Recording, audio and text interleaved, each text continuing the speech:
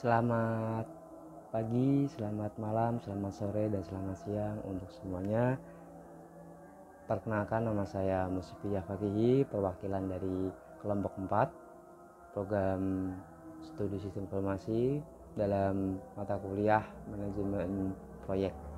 Di sini kelompok kami mendapat tema BBS. Apa tuh sih BBS kan? Ya, nanti kita baca bareng-bareng, oke? Dalam kelompok 4 ada 3 personil. Yang pertama adalah saya, Musifi Fakihi, dengan nomor NIM 2019-53031. Yang kedua ada Mas Muhammad Najmul Faiz dengan nomor NIM 2019-53032. Kemudian ada juga Mbak Niken Anggita Putri dengan nomor NIM 2019-53033. Oke. Masih penasaran apa tuh BBS? Oke.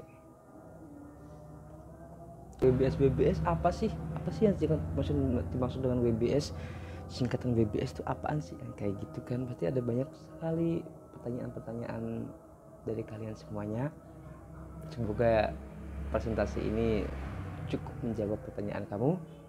Jadi apa sih itu BBS? Nah, BBS itu adalah merupakan pendekatan yang tradisional dan telah digunakan banyak industri yang ide dasarnya itu mengambil secara keseluruhan pekerjaan proyek dengan membagi bagian lebih kecil sampai menjadi individual task atau work package, sehingga kita dapat mengestimasi dengan pantas dan memiliki anggota tim. Itu menurut dari Bapak Wahyudi, dari sumber Bapak Wahyudi.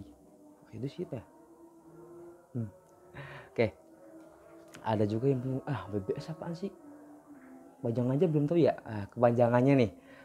Kepanjangan dari BBS itu adalah Work Breakdown Structure.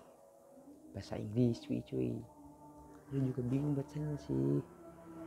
Oke. Nah, pasti banyak yang masih penasaran tentang apa sih, bagaimana sih struktur dalam BBS tadi. Nah, kita jelasin dulu ya. Struktur dalam BBS itu mendefinisikan tugas-tugas yang dapat diselesaikan secara terpisah dari tugas-tugas lain. Jadi di plot pekerjaannya masing-masing kayak gitu.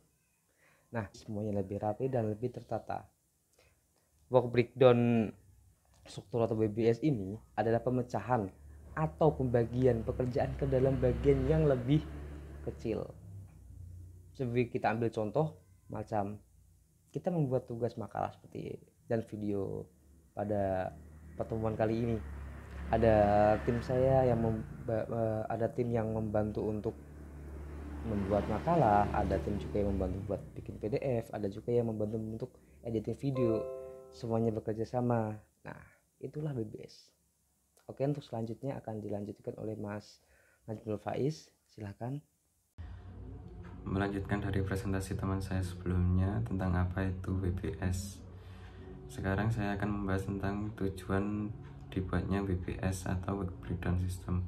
Tujuan dibuatnya BBS ini adalah untuk mengorganisir suatu proyek menjadi berbagai level pelaporan yang ringkas. Beberapa level laporan BBS ini secara tradisional dapat dilihat seperti contoh di bawah ini. Yang pertama tahapan, selanjutnya langkah-langkah, dan yang terakhir tugas. Ataupun juga bisa diartikan dengan fase, aktivitas, dan tugas. Dalam skema penamaan level ini, nama teratas dianggap level 1, yang tengah sebagai level 2, dan yang terakhir disebut dengan level 3. Dalam skema ini kita hanya dapat mendapatkan 3 level detail. Saat ini banyak perusahaan yang menggunakan BBS dengan lebih dari 3 level detail dan tanpa memberikan nama pada setiap levelnya, dikarenakan pada saat ini telah banyak program yang telah menyediakan beberapa paket penjadwalan. Selanjutnya kita akan membahas manfaat Work Breakdown Structure. Terdapat 3 manfaat dibuatnya BBS dalam perencanaan dan pengendalian proyek. Yang pertama yaitu WBS dapat membantu meningkatkan akurasi dan kelengkapan pendefinisian proyek. Yang kedua, dapat menjadi dasar anggaran dan penjadwalan. Yang ketiga, menjadi alat kontrol pelaksanaan proyek karena penyimpanan biaya dan jadwal paket kerja tertentu dapat dibandingkan dengan work breakdown system.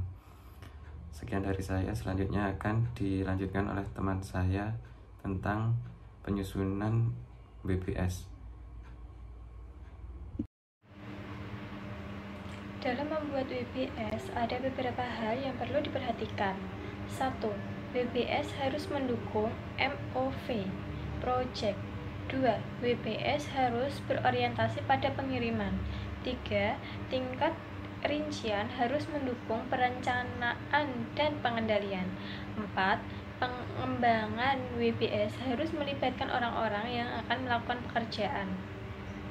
WBS disusun berdasarkan dasar pelajaran seluruh dokumen proyek yang meliputi kontrak, gambar-gambar, dan spesifikasi. Proyek kemudian diuraikan menjadi bagian-bagian yang mengikuti pola struktur dan hierarki tertentu menjadi item-item pekerjaan yang cukup terperinci. Setelah WBS berhasil disusun dan perkiraan lama waktu pelaksanaan telah dihitung, selanjutnya dilakukan penyusunan jadwal kerja. Pada dasarnya ada dua jenis model deskripsi penjadwalan, yaitu 1. Bar chart dan 2. Network diagram. Bar chart yang hanya menerangkan flow time dari setiap pekerjaan dan tanpa keterkaitan antar pekerjaan. Deskripsi ini paling baik digunakan pada presentasi.